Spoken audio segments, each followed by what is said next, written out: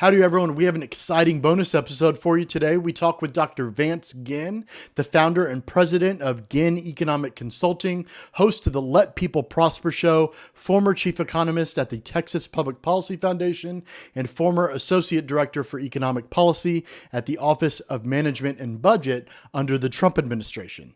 We get his thoughts on a ton of issues related to spending and property taxes here in the state of Texas, and the opportunity that's in front of Texas lawmakers in the upcoming legislative session to provide real property tax relief, should they choose to take advantage of it. Let's get into it.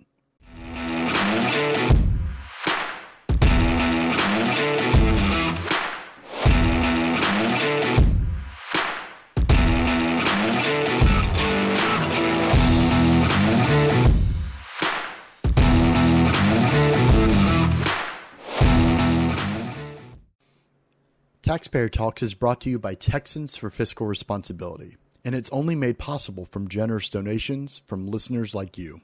If you want to support our work, you can visit texastaxpayers.com/donate to make a tax-deductible contribution today. Thank you. Hey everyone, how you doing? This is Tim Harden, president of Texans for Fiscal Responsibility. I'm here with Jeremy, our executive director, and we are on our bonus episode with special guest Vance Ginn. How are you doing today, Vance? Hey, I'm doing well. It's a pleasure to be with y'all. Good to be here as well. How you doing, Jeremy? Doing okay. Excited for this one. Good, good. Well, hey, before we get started, Vance, why don't you tell everybody kind of who you are, what you do, and what projects you're currently working on? All right. Will do. But yeah, it's a pleasure to be with you, Tim and Jeremy, and all the great work that y'all are doing. Keep that going. All right. We need some more good fiscal responsibility. And as you know, that's what I've been working on for a decade now. Got my PhD at Texas Tech, guns up, in economics. And I'm from Houston. So I've been from Texas and everything, and kind of moved around for a while. Taught at Sam Houston State University for a while. Then worked at the Texas Public Policy Foundation for a number of years on sound budgeting and tax reform and that sort of thing, as their economist. And then I went up to DC, up in the swamp, in the Trump administration from June 2019 to May of 2020. That was about all the swamp that I could have as the chief economist of the Office of Management and Budget. So I helped write the president's last budget that found $4.6 trillion in savings. We still didn't balance the budget until 15 years, but at least we were making an effort to do so. And then, of course, COVID and everything blew that up. I found myself in the Situation Room, advising Fauci and Birx and Kudlow and others on like what's going to happen to the economy if they shut things down. And of course, my point was like it's going to kill the economy. We shouldn't be shutting things down. But it was an amazing experience to have that time there as someone who came from pretty humble background, low income family, dad having epilepsy, parents divorced when I was 5, that sort of situation, to being a first generation college student, to then find myself in the Situation Room. You don't always dream about that, or you only dream about that sort of thing. And then I came back to work at the Texas Public Policy Foundation as chief economist for a couple of years. And just recently, as of September, started my own thing, Ginn Economic Consulting. I'm president of Ginn Economic Consulting. I'm also working some with the Pelican Institute in Louisiana as their chief economist. I'm a senior fellow at Young Americans for Liberty and at Texas Public Policy Foundation and at Americans for Tax Reform. So I'm kind of all over the place, but my bread and butter, right, is my mantra is let people prosper. That's what I'm all about. And the one key way to do that is the ultimate burden of government is how much it spends. And so if we can restrain the growth of spending, we can keep taxes low, we can keep regulations low and everything else, to therefore let people prosper, right? And have more liberty and do the things that they're going to do that's going to best meet their unique needs. And so I guess that's probably a good overview. I have 3 kids, live in Round Rock, Texas, with a beautiful wife. And so that's really what I got going on, man. Awesome. Well, hey, we're excited to have a conversation with you today, Vance. And of course, we've been talking about property taxes for quite some time. We have something very similar to TPPEF's plan, which is using this state surplus. And of course, it's kind of grown how much they're going to use it. I think the last thing we heard is Abbott said they're going to use about half of it. And so as we get past election day, we're recording on election day right now, so we do not know results yet. But the assumption is we're going to be dealing with property taxes in the next legislative session. And so we just kind of want to hear your thoughts. Like, what do you expect to happen? Are we going to get significant property tax reform? And what can Texans and taxpayers expect going into the legislative session? Yeah, I mean, I think it's the number one thing on people's mind beside inflation. And when inflation is really from the Federal Reserve printing too much money, chasing too few goods, and the amount of goods in the economy has been strangled from being produced because of the overregulation by the Biden administration. Congress is overspending and taxation. It's just like one thing after another from all these headwinds that are coming at us. And so it's like, okay, what exactly could the Texas legislature and leadership in Texas do to reduce the cost of living? I really think, guys, that we're having an affordability crisis even in Texas. Texas has been known as this place of having low cost of living and everything else, but it's rising rapidly. It's also rising rapidly across the nation. So relatively, it still could be cheaper than, let's say, California. People are coming here in droves from California or New York or Illinois, but we've still got to find a way to make sure that we keep this bastion of hope, right? And this light that we have in Texas. All of us are, here in Texas, we love Texas so much, and we want it to be this place where we can have more freedom and liberty and prosperity. But one of the big things that's holding us back are property taxes. The Tax Foundation just came out with their recent report, the State Business Tax Climate Index, that ranks us 13th. I'm a Texan. You guys are Texans. We don't want to be nothing but number one, right? We don't want to be number 13. And what that means is it puts us at a disadvantage when it comes to bringing businesses to Texas. And some would say, well, man, we have all these businesses that are coming here, but think about how much more we could be doing. How much fewer of these handouts from the Enterprise Fund and Chapter 313 and other stuff that's going on that we would have if we could just ultimately eliminate property taxes in order to give people the liberty to own their property instead of just renting from the government forever. I think that's going to be key. So this legislative session coming up in January, we've got a historic opportunity, I think, to take a big bite out of the largest portion of the property tax, which is a local property tax, right? We have a constitutional amendment against a statewide property tax in Texas, thank the Lord, along with a constitutional amendment to never have a personal income tax. Again, thank you, Lord. So we need to make sure that those things are maintained. But it's crazy to me too, guys, that sometimes people will say, well, look, Texas, of course, has a high property tax because they don't have an income tax. They have to get taxes from somewhere. And I say, no, hold up. That's not quite right. Because really what you need to look at is what's happening in other states. So you have other states that don't have an income tax, like Tennessee or Florida. And whenever you look at their residential, the homeowners sort of property tax burden, Texas, we have the 6th most burdensome. Again, according to another Tax Foundation report, that Florida has no personal income tax. They rank 26th, about middle of the pack. Tennessee ranks 36th. And look, so they don't have a personal income tax, but their property taxes are also low. And it's really because of restrained spending at the local level. We spend way too much, whether it be from independent school districts, cities, counties, or special purpose districts. And the state has tried to do their, some sort of effort by reining in how much they could raise their taxes. In 2019, we had some pretty historic, reforms at that time. There was about $5 billion that was put in to reduce the school maintenance and operation property tax.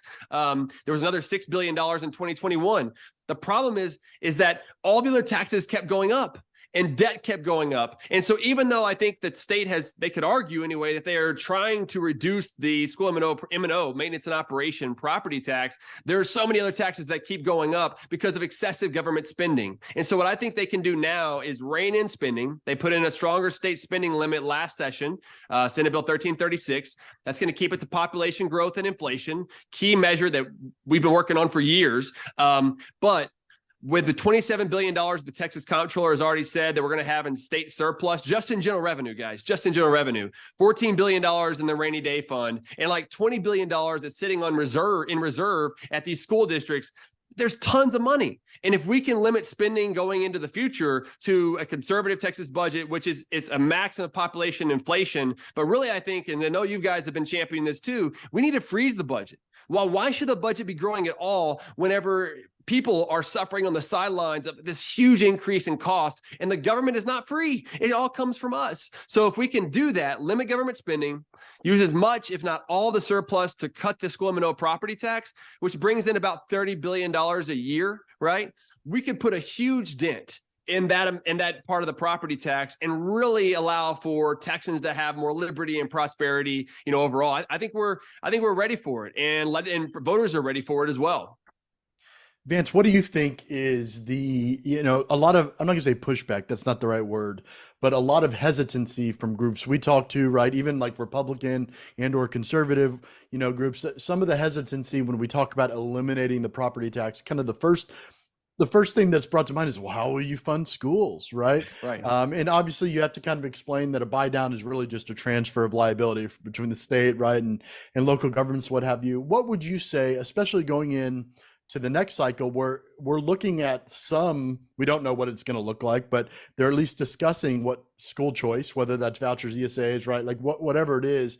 What does all that look like in your estimation if we're also simultaneously trying to eliminate, or at least get us on a path to elimination of the property tax?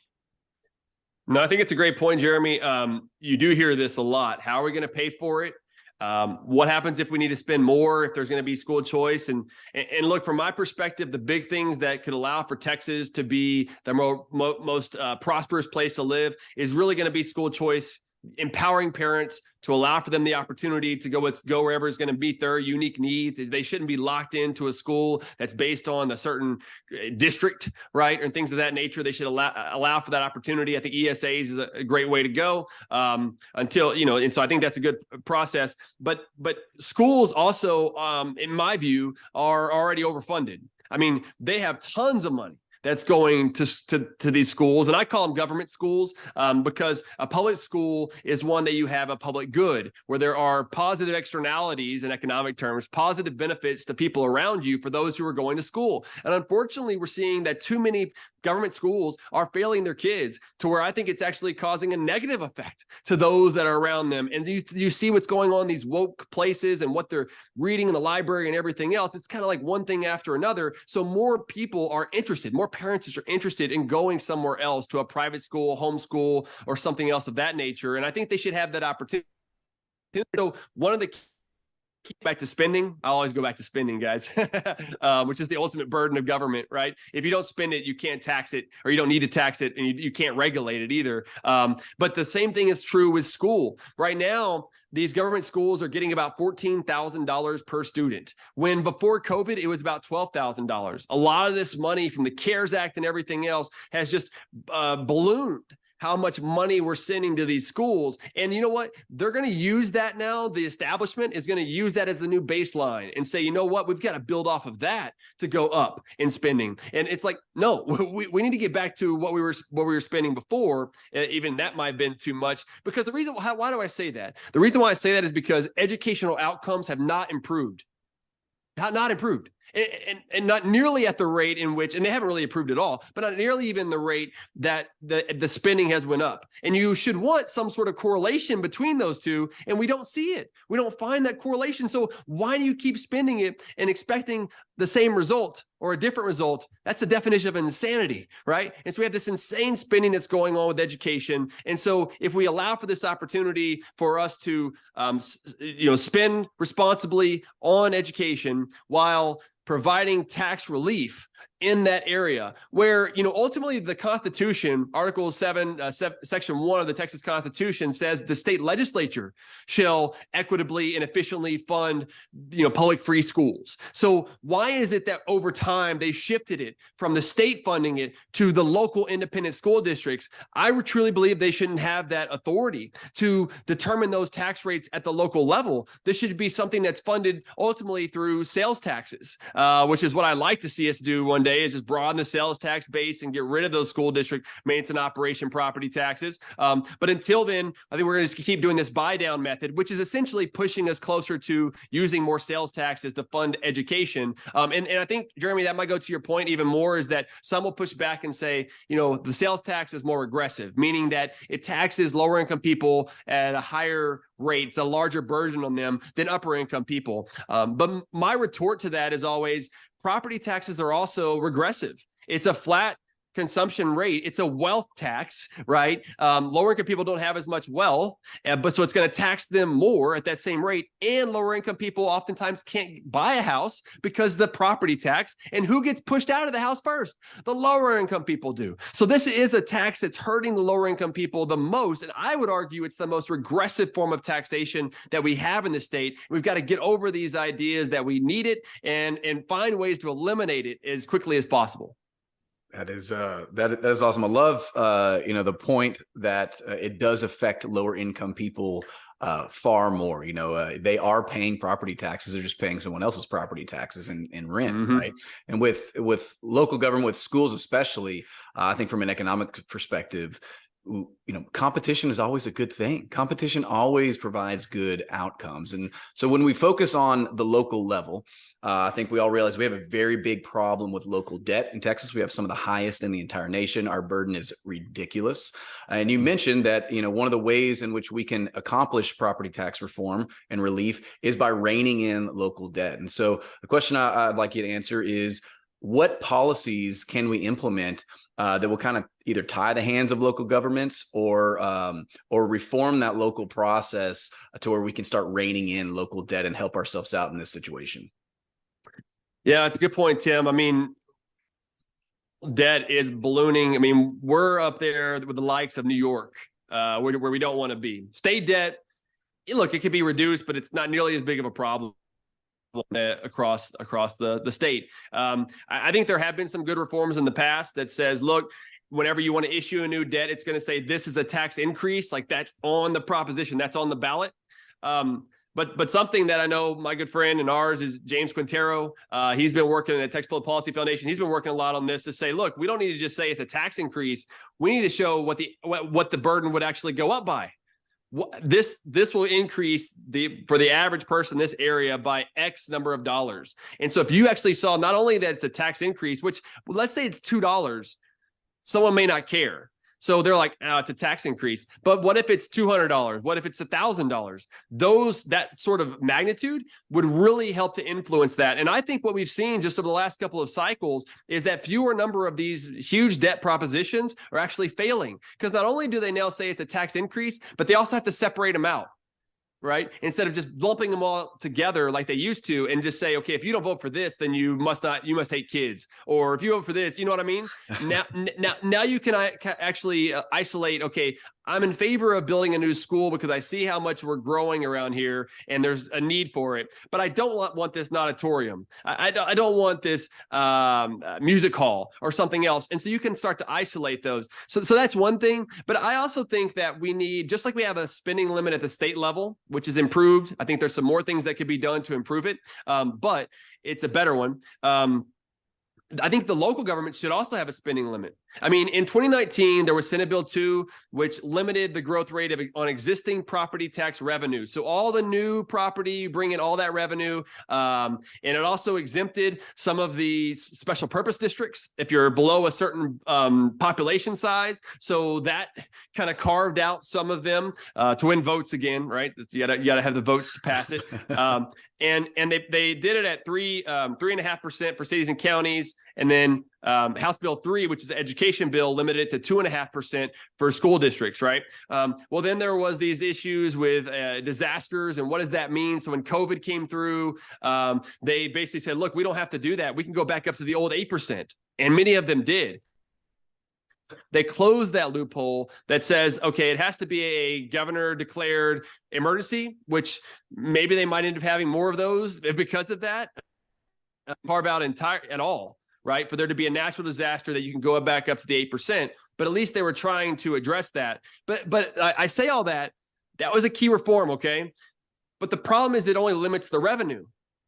We have a spending problem, not a revenue problem. And so we need a local spending limit that's very much similar to what they have at the state. I would argue that it should be the entire budget, no matter if it's coming from property taxes, sales taxes, fees and fines and fees or whatever else.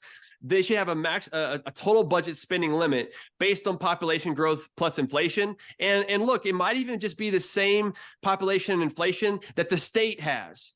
That way it's consistent across the state. So no matter where you live, there is a consistent reasonable, affordable cost of living across the state. Because you could say, well, each local government could have their own, but now you have all these different ones across the state. So Austin's is going to be a lot higher because it has more population growth than places out in West Texas. Is that right? I don't think so. But I think those are two things, Tim, is a local spending limit and more information on the ballot. So that way we could have some more transparency of how much the tax dollars are going up on taxpayers across the state. Vance, we are obviously recording this on election day, and starting next week, right? I believe next week, lawmakers will have the ability to pre-file legislation going into the next legislative session. What is your read on lawmakers? Obviously, you don't want specifics, especially if you've had conversations, but what is your read on kind of the political willingness of lawmakers going into this session to do something, let's say like the Texas Public Policy Foundation's buy down plan, our version, anything, right? Like obviously we talk about it pretty frequently that you had Tom Oliverson file 2 versions of his bill in the special legislative sessions last go around that did this sort of thing, the buy down in different ways. What is your read going into the next session on the possibility of it happening? Do you think that there's enough pressure now, or that more pressure needs to be applied? I think that something's good. They're hearing it from all the constituents. This is like, again, one of the number one things on voters' mind, besides probably inflation and gas prices, right? And so political push, and you're going to see that they're going to want to do something. You're right, Representative Oliverson, Dr. Oliverson. I mean, he's had this bill. It was House Bill 90, which would use it would take the general revenue surplus, which is currently $27 billion. It would use 90% of that to reduce. Lower the school M&O property taxes, right? So it'd be a way to really buy down property taxes over time. And the research that I've done on this is if you did that same approach, it would take about a decade, given how much revenue has been coming in recently and given the limitations on population plus inflation over time, it would take about a decade to eliminate nearly half the property tax, which is what the school M&O property tax is. It's about 43% of total property tax burden across the state, okay, that we could do within a decade. So that's doable, right? And the more that we could put up of that, then the faster that it could happen. And I know that, Senator Betancourt, Chairman Betancourt, is a key person in all of this discussion, and he's already talked about using half of it as well. He had a bill during the special session to use half of it, half of the surplus to buy down. Governor Abbott has said half of the surplus. Lieutenant Governor Patrick has said to use some of the surplus. I don't think it was quite half, because I think it was like $4 billion is the last I heard. But there is still a push from leadership to use a large portion of the surplus. Now, there's going to be other monies that they're going to want to use it on, right? Probably border security, school safety, education, Medicaid will probably need a larger amount. Just on the Medicaid real quick, is, during the CARES Act, they made it to where if there was a public health emergency declared by the Secretary of the Health and Human Services up in DC, not even in Texas, but in DC, that Medicaid, you can't income out or age out. The eligibility criteria changed. So we have about 1 million more people on Medicaid than ordinarily would be on Medicaid just because of that national emergency. And the Biden administration has no intention of removing that. So that's going to be additional cost of probably $4 to $6 billion that on taxpayers between general revenue and federal funds. So that's going to use up some of that money. But with all that said, there should be, I would think, close to, let's say you just say it's $6 billion. That still leaves $20 billion. And that's just for 2022-23 biennium, not to say anything about the 24-25, that the revenue is going to continue to grow. And look, guys, I mean, just, be frank about it. I think that nationally we're in a recession. We've had 2 consecutive quarters of declining real economic output. The third quarter was up 2.6%, but it was only up because net exports, right, were up 2.7%. Had net exports been flat, we would have actually had negative declining domestic real economic output. And inflation only increased by 4.2%. I say only, but it increased by 4.2%. But the last 3 quarters had increased by more than 7%. So if it had stayed on that same trajectory, real, meaning inflation adjusted economic output, would have also declined for the 3rd consecutive quarter. So I know Biden and them want to talk about, oh, we're out of this recession. If there ever was a recession, they don't want to define it as a recession. But that's going to hit eventually Texas as well. We're going to see some slowdown in Texas. So you want to account for that. And I think that's where the rainy day fund comes in, $14 billion. So let's say we do have a reduction in some of this general revenue, you go into there. And you continue to maintain the property tax relief that you have and continue to push it over time. And then if that's not enough, which I think it will be, but there's also $20 billion sitting on reserve by independent school districts. Why are they sitting up with all this reserve? Some of it's for cash flow. What I've heard is about maybe 60% of that is for cash flow. But why the other 40%? We could have lower property taxes if they put that into the mix instead of pushing higher property taxes all across the state.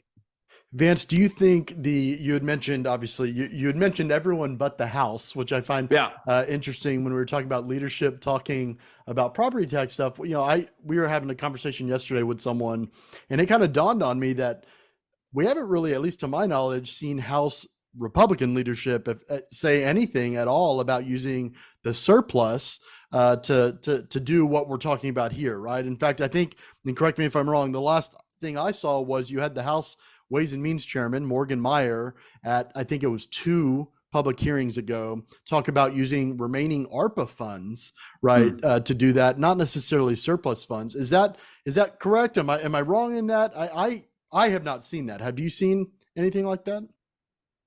From what I understand, there is a discussion maybe to use some of that ARPA funds, because last session they left $3 billion out of the $16 billion that were coming from ARPA, American Rescue Plan Act, funding to Texas alone, and so to try to use that $3 billion. But from what I understand is there's leadership like Chairman Meyer who want to use part of that surplus as well. I would like to see them be more vocal about it. To your point, I know that Representative Oliverson is very interested and continue to run with that bill. There are others within the House that really want to cut the school and middle property taxes into elimination.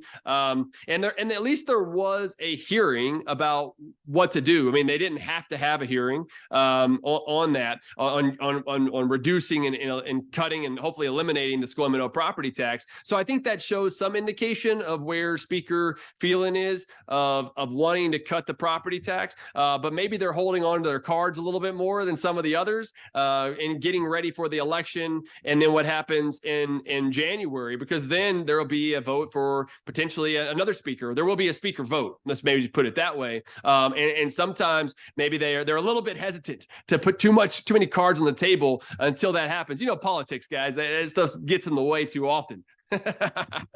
Well, man, Vance, there's so much more we want to talk to you about. We unfortunately are out of time now.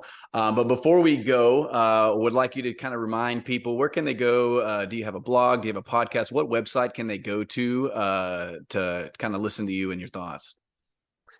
Yeah, well, I would like to say thank you, Tim and Jeremy, for having me on the program and for all the great work that y'all are doing. I know we didn't get to a lot, but even Chapter 313, I hope stays away. We don't need that. Look, if we eliminate property taxes like we want to do, you have no need for Chapter 313 for the school and middle property tax, because that's lowering the burden for everyone. I think that's really the biggest economic development sort of proposal that's out there, is to eliminate the school and middle property tax. You don't need all this other nonsense. But you can find out more about me at vanceginn.com. I have a blog that I post information there, a lot of other information that's there. But also you can find my podcast, The Let People Prosper Show. It's on Apple Podcasts, pretty much anywhere where you can listen to podcasts, and even YouTube. You can watch it on YouTube as well. But yeah, those are some key places, and I'm going to keep following what's going on here in the state, and keep pushing for good reforms so that ultimately we can let people prosper.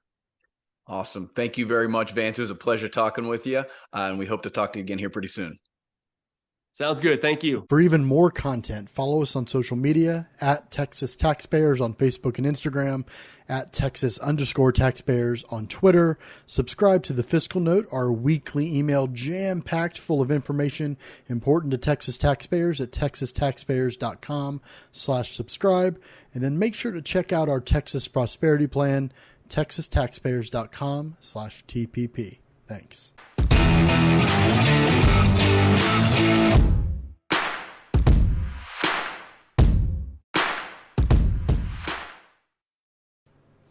Hey, you made it to the end of this video. Thanks for watching. We really appreciate it. Make sure you subscribe and hit the bell icon so that way you're notified next time we post a video and update to the channel. Thanks again.